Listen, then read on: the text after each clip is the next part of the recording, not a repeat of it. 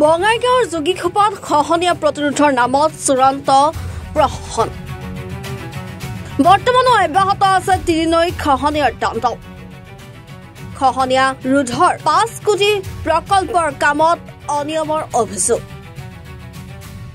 বঙাইগাঁৱৰ যোগীখোপা, তিনিকুণীয়া, গোবিন্দপুৰ, পাচনীয়া আদি অঞ্চলত দীৰ্ঘদিনৰ পৰা মানা, বেকী আৰু ব্ৰহ্মপুত্ৰ নৈয়ে খহনীয়াৰ সৃষ্টি কৰি আহিছিল। খহনীয়াৰ ফলত ব্ৰহ্মপুত্ৰ, মানা আৰু বেকী নৈৰ বুকুত বিলীন হৈছিল ৫ শতাধিক পৰিয়াল। মানচিত্ৰৰ পৰা নাইকিয়া হ'ল কেইবাখনো গাঁও। বৰ্তমানো অব্যাহত আছে এই তিনিখন নৈৰ খহনীয়াৰ তাণ্ডৱ।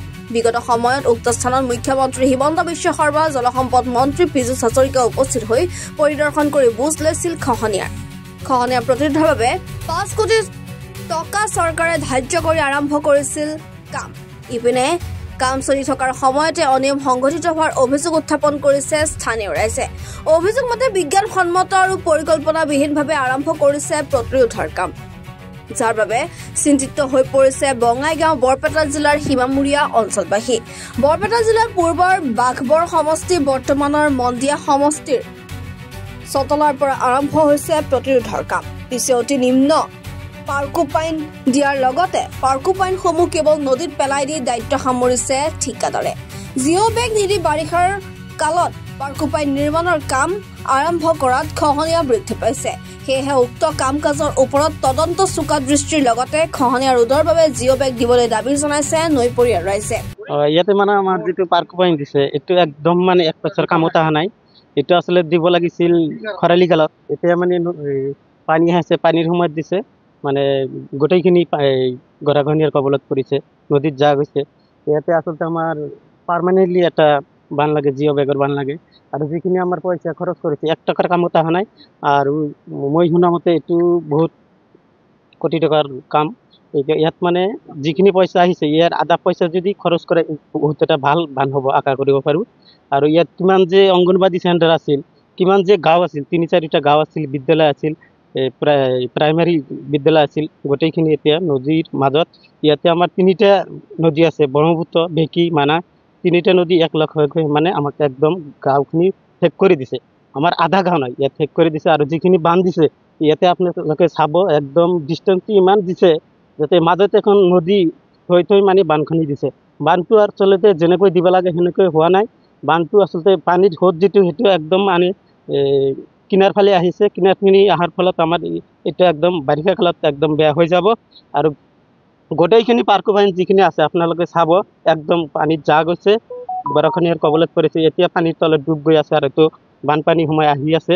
এতিয়া আপোনালোকে চাই যাব ভালকৈ কিমান মিটাৰ কৈ দিছে এটা বান। আমাৰ হিচাপ মতে যিখিনি ইষ্টিমেটত আছে সেইখিনি বানখিনি হোৱা নাই। যিখিনি দীঘলকৈ দিব লাগে 20 মিটাৰ 30 মিটাৰ কৰি দিছে।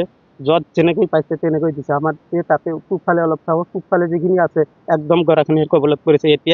এতিয়াতো আমাৰ বানপানী আহে নাই। এইটো আচলতে দিব লাগিছিল খৰালি কালত। এতিয়া বানপানীৰ সময়ত নাও দি ক'ত দি আছে, পানীৰ তলত ডুবি আছে গোটেইখিনি। মধ্যে নাও দি পেলাই আছে, য'ত দিব লাগে তাতে দিয়া নাই, য'ত দিব নালাগে তাতে দি আছে, এনেকৈ কৰি আছে। ইয়াতে আপোনালোকে চাব গোটেইখিনি তলত আছে, পানীৰ তলত আছে। এতিয়াতো অভাৰফ্লাড হোৱা নাই। অভাৰফ্লাড হ'লে এইখিনি কি কৰিব?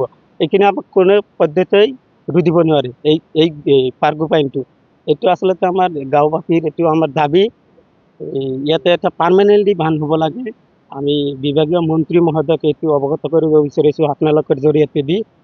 বান্ধখিনি আপোনালোকে ভালকৈ প্ৰত্যক্ষ কৰিব, ভালকৈ চাব আচলতে কি কৰিছে। আচলতে যিখিনি পইচা, সেইখিনি পইচা আমাৰ মূল কথা হ'ল যে 50% কাম হ'ব লাগে। 50% পইচা যদি ইয়াত ব্যৱহাৰ কৰে, আমাৰ আশা কৰিব পাৰোঁ যে এটা ভাল বান্ধ হ'ব। এইটো ইয়াতে যিখিনি বান্ধ কৰিছে এতিয়ালৈকে এইটো আমাৰ কোনো কামত নাহে, বিজ্ঞানসন্মত হোৱা নাই। যিখিনি যেনেকৈ তেৰাকৈ দিব লাগে তাৰ বিপৰীতে হৈছে। পানীৰ সোঁতটো মানে কিনাৰ ফালে আহি আছে। এইটো পৰৱৰ্তী কালত একদম গৰাখহনীয়াৰ কবলত পৰিছে। ইয়ার আগে তো পার্কোপান দিছিল, সব মাটি তলে পড়ে গেছে, আর কোনো কাম হয় নাই। হ্যাঁ, ভাঙ্গা ফেরা ভাঙছে মেলাহান।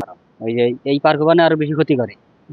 হ্যাঁ, কিন্তু এই জিও বান দিলে খেলা যেহেতু ওটা একবার লেভেল খেলে এক লেভেলে ফেলা যায় বরাবর, যেহেতু ভাঙনি আছে, ওনার ভাঙে না, খুদেও না। আর এটা আরো মানে খুঁই দেয়, আরো ডাইবে জায়গা, ডাইবে যারা মানে ক্ষতি বেশি হয়।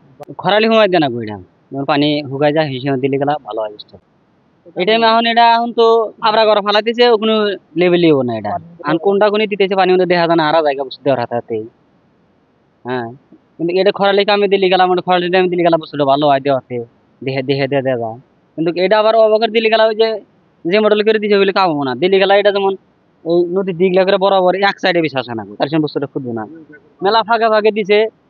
এটা তো ওই যে নদীর আউর পরে ভাঙ্গা ফের আবার এটা তলা জায়গা নষ্ট হয়ে যায়, ডাইভা জায়গা ফের ভিতর ভাঙ্গা নদী পার আসে। কিন্তু ওই যে গলপাড়া ওইদিকে দিতেছে জিও বান, জিও বস্তা ফেলাইতেছে, আমরা যাই দেখি মন বিরু ফেলাইতেছে জিও বান, ওইটাতে সবচেয়ে ভালো হয়, জিও বানে সবচেয়ে ভালো হয়। এই যে হাফার থর দিছিল, জিও বান দিছিল বানাসে, তখনও জিও বান আছে, এখনো আছে দেখা যায়। কিন্তু জেনে দেয় নাই উজানে দিছিল না, বাড়ি দিছিল না, বানছে, কিন্তু জিও বান জেনে দেয় এখন যেমন থাকে, কিছু হলে থাকে। এই জেনে যে দিতেছে বছর বানবো না, সব তো লাগাতেছে না, কি থাকো না দাঁড় করবো, দাঁড় করে কাইডিয়া ডাইবে যাও তলে, মাটি তলে ঢিকা যায়, কোনো কামিও নাই না। জিও বান দেওয়া সবচেয়ে ভালো, জিও বান্ডার কাম বেশি হয়। হ্যাঁ, এটা হলো আঙ্গার হিনে হইলো মানে 3টা নদীর মুখ একখানে হয়েছে না, 3টা নদী আছে আর একখানে যে 10-12টা বস্তি আছে। এটা চতলা গেছে, হ্যাঁ মানে 3 গেছে, আমার কেজাইকাটা গাঁও গেছে, আর গোবিন্দপুর গেছে, হ্যাঁ আবার এই পশ্চিম গুনা 3 গেছে, চলগুড়ি গেছে, হ্যাঁ কালীবাড়ি গেছে, পাঁচিনা ওইটা কালীবাড়ি করে কয়, ওটাও গেছে। যোগীঘোপাৰ পৰা জাহিৰুল ইছলামৰ ৰিপৰ্ট, এনি ভাৰত 24।